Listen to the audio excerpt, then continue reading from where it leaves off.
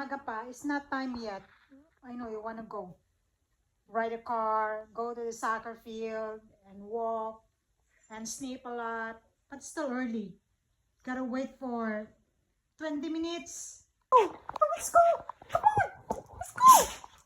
Let's go now! Let's go now! Yes! Tapos na 20 minutes. What you gonna say?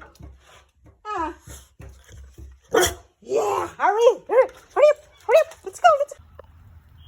It's raining. Wet. Everything is wet here at the park. Ito mo naman, walang kasani-sani. Over there, there's a little bit of gray there, a little bit of blue there, but overall it's wet. It's rainy. Right, Pogi? Pogi doesn't care, like to sleep. What is it you smelling over there? Huh? Come on, let's go. Let's walk.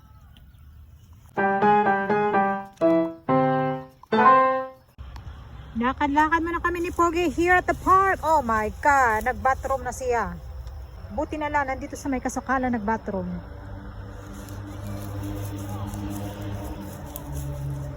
Oh, hindi pa tapos. Oh my God, tapos na yun. Ha, Pogs? Basta na gano'n na, Pogs. Tapos na yun, Pogs. May gumagala na namang wild pig dito. Diyos ko po, tignan mo.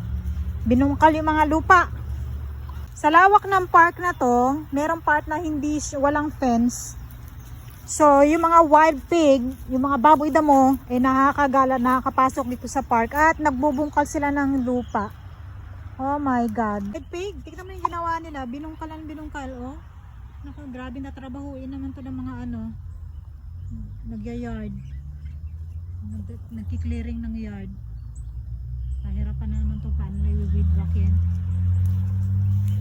Ayan o, gawa ng wild pig yan. Naghahanap siguro sila ng pagkain. Lalo na ngayon tag-ulan. Nako. Ayun pa. Bungkal. Hala, binungkal ang binungkal. Ang hirap kaya mag-mowing nito pag ganito.